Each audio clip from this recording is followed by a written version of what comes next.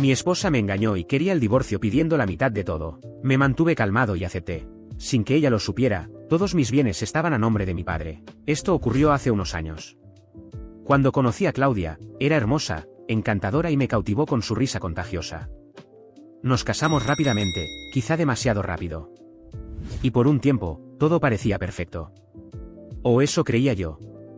Desde el principio, mi papá me había aconsejado ser cuidadoso con mis bienes.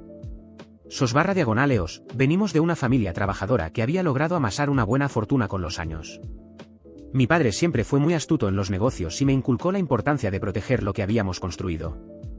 Así que, siguiendo su consejo, todo lo que tenía, desde la casa en la que vivíamos, los autos y las cuentas bancarias, estaba a su nombre. Todo esto sin que Claudia lo supiera.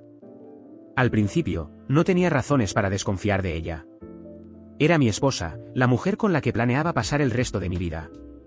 Pero con el tiempo, las cosas empezaron a cambiar. Claudia comenzó a pasar más tiempo fuera de casa, siempre con la excusa de que estaba ocupada con el trabajo o saliendo con amigas. Lo que realmente despertó mis sospechas fue cuando comenzó a interesarse demasiado en nuestras finanzas. Empezó a preguntarme exactamente cuánto ganaba, cuánto costaban las cosas y si teníamos seguro en caso de emergencias. Un día decidí seguirla después de que me dijo que iba a una reunión de trabajo. Resulta que la reunión era en el restaurante más caro de la ciudad. Pero no estaba sola. La vi cenando con otro hombre, riendo y siendo mucho más cariñosa de lo que había sido conmigo en meses. Mi corazón se rompió en 1000 pedazos en ese momento, pero no dejé que la ira me cegara. Sabía que si actuaba impulsivamente, podía perderlo todo. En lugar de confrontarla de inmediato, comencé a reunir pruebas. Contraté a un investigador privado para que siguiera a Claudia y confirmara mis sospechas. Durante semanas, me enviaba fotos y vídeos de los dos juntos, tomados de la mano, besándose y entrando en hoteles. Era evidente que Claudia me estaba engañando. Y lo peor era que parecía no importarle si yo lo descubría o no. Finalmente, llegó el día que cambiaría todo. Una noche, cuando regresé del trabajo, Claudia me estaba esperando en la sala. Tenía esa mirada fría y calculadora que ya había aprendido a reconocer. Me dijo que ya no era feliz en nuestro matrimonio, que había conocido a alguien más y que quería el divorcio. Pero no solo eso, también quería la mitad de todo. Recuerdo cómo se me revolvió el estómago cuando dijo eso. Sabía que no lo pedía por necesidad, sino por codicia y rencor. Estaba convencida de que se llevaría una gran parte de mi dinero y propiedades, creyendo que le pertenecían. Pero lo que Claudia no sabía era que todo lo que quería no estaba realmente a mi nombre. Decidí seguir la corriente sin mostrar emoción y simplemente acepté el divorcio. Le dije que, por supuesto, no había problema y que resolveríamos todo lo antes posible. Lo que ella no sabía era que tenía un plan bajo la manga, uno que pondría en marcha tan pronto como firmáramos los papeles. Cuando finalmente nos encontramos en el tribunal para firmar los papeles del divorcio, mantuve la expresión más serena posible, aún sabiendo la tormenta que se desarrollaba en el lado de Claudia. Ella llegó, acompañada de un abogado que parecía más interesado en ganar una gran comisión que en resolver lo que fuera. Ella ya tenía esa mirada de victoria, esa sonrisa de lado que decía, voy a arruinarte. Poco sabía ella que el verdadero golpe estaba por venir. Nos sentamos, firmamos algunos documentos, y su abogado pronto exigió el inventario de los bienes. Comenzó a enumerar lo que creía que era una fortuna. Primero, la casa en la que vivíamos, una casa enorme, ubicada en un barrio de lujo, que Claudia ya debía haber imaginado vender por una suma astronómica. Luego, los autos de lujo, seguidos por las cuentas bancarias llenas. Claudia miraba con aire de superioridad mientras se mencionaban los detalles. Entonces, pedí a mi abogado que entregara los documentos de titularidad de los bienes. El abogado de Claudia los recibió y, al empezar a leerlos, vi cómo la expresión de ella cambiaba gradualmente. La actitud confiada y altanera fue reemplazada por algo diferente.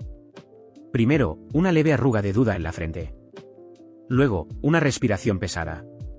Hasta que su mirada se convirtió en una mezcla de sorpresa y desesperación. Se volvió hacia el abogado y susurró algo, probablemente intentando entender lo que estaba pasando. Yo estaba tranquilo.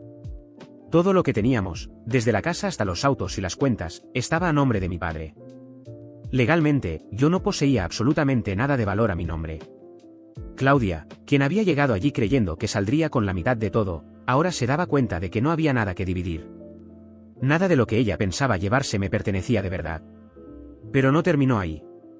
El abogado miró a Claudia y dijo, Algo incómodo. En ese caso, necesitamos discutir la división de los bienes de la señora Claudia. La expresión de ella era de pura incredulidad. Había creído que era intocable y que saldría victoriosa, pero el juego cambió de una manera que no esperaba. Claudia, a lo largo de los años, había acumulado bienes propios, porque nunca pensó en ocultar o proteger su patrimonio como yo lo hice. Ella tenía un apartamento a su nombre, un coche de lujo y algunas cuentas bancarias. En cuanto quedó claro que mis bienes no podían tocarse, Claudia, de repente, se encontró en una posición terrible, tenía más patrimonio que yo y, por lo tanto, tendría que dividir sus propios bienes conmigo. Vi cómo su expresión cambiaba completamente. La sonrisa victoriosa desapareció y dio paso al pánico. Comenzó a discutir con el abogado, tratando de encontrar una manera de salir de esa situación, pero era imposible. Legalmente, yo tenía derecho a la mitad de todo lo que estaba a su nombre. ¿Irónico, no?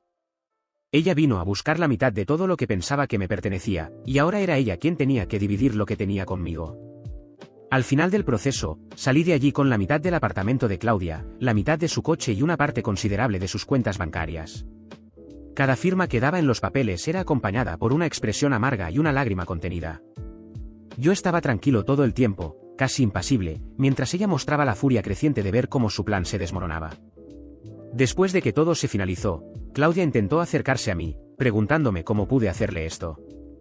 ¿Yo? Hacerte esto a ti, respondí, casi riéndome de la hipocresía. Tú querías acabar conmigo, Claudia. Viniste tras lo que no era tuyo, creyendo que podrías salirte con la tuya. Y mira dónde estamos ahora. Querías la mitad de todo, y ahora soy yo quien sale con la mitad de lo tuyo. Ella gritó, intentó armar una escena, pero el tribunal era un lugar frío e indiferente. A nadie le interesaban sus dramas. Me encogí de hombros y me fui, dejándola allí, parada, tratando de juntar los pedazos de lo que quedaba de su vida. La Claudia que había entrado al tribunal llena de confianza ahora era solo una sombra, una persona que había perdido todo por su propia avaricia. Eventualmente, me enteré de que Claudia tuvo que vender el apartamento para pagar deudas que surgieron. Sin el dinero que pensaba que iba a obtener de mí, terminó endeudándose tratando de mantener el estilo de vida lujoso que teníamos. Intentó quedarse con el coche, pero el costo era demasiado alto. Al final, se quedó con poco más que la ropa que tenía, mientras yo seguía adelante, con mi parte debidamente garantizada. Irónico como ella, que vino a buscar mi ruina, terminó arruinándose a sí misma. Después del tribunal, pensé que las cosas finalmente se calmarían y que cada uno seguiría con su vida. Pero Claudia no aceptaba la derrota. En lugar de lidiar con la situación y seguir adelante, decidió intentar difamarme. Comenzó a publicar en las redes sociales, contando su versión de la historia, en la cual yo era el gran villano que la había manipulado, engañado y arruinado financieramente. Ella se pintaba a sí misma como la víctima perfecta, una esposa que fuera engañada por un marido cruel.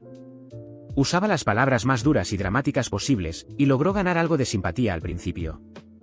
Muchas personas que la seguían, sin conocer los detalles, comenzaron a atacarme en línea, llamándome cobarde, egoísta y otros insultos. Mis amigos me avisaron sobre lo que ella estaba haciendo y, al ver las publicaciones, decidí que no iba a dejarlo así.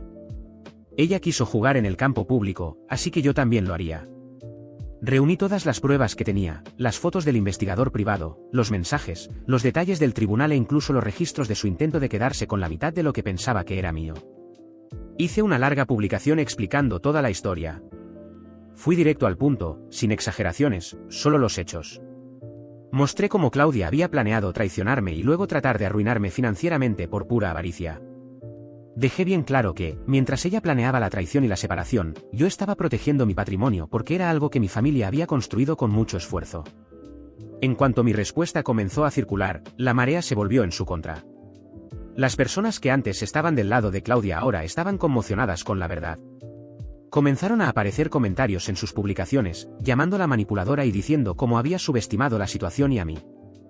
La imagen que Claudia intentó construir de sí misma como víctima comenzó a desmoronarse.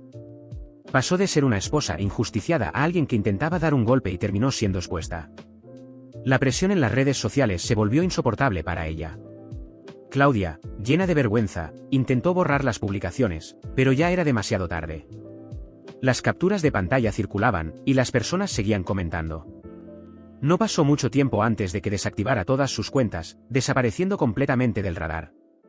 Ya no tenía cómo justificarse, y cada intento de respuesta solo empeoraba la situación para ella. En medio de todo este lío, algo inesperado sucedió. La mejor amiga de Claudia, Marcela, se puso en contacto conmigo.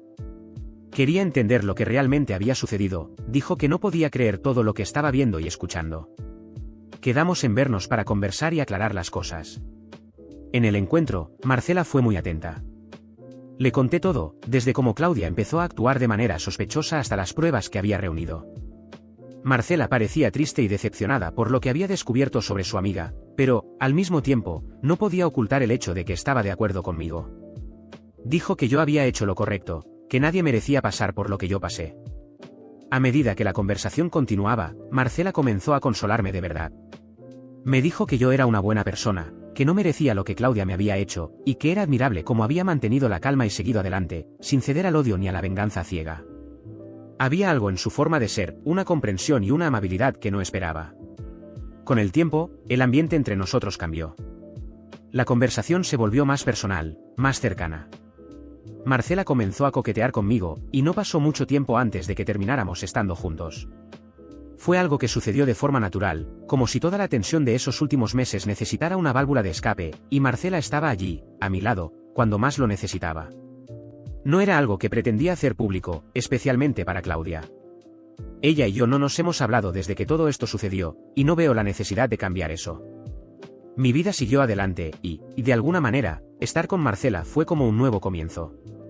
Mientras que el intento de venganza de Claudia fracasó por completo y ella se retiró humillada, mi propia venganza, si es que puedo llamarla así, funcionó.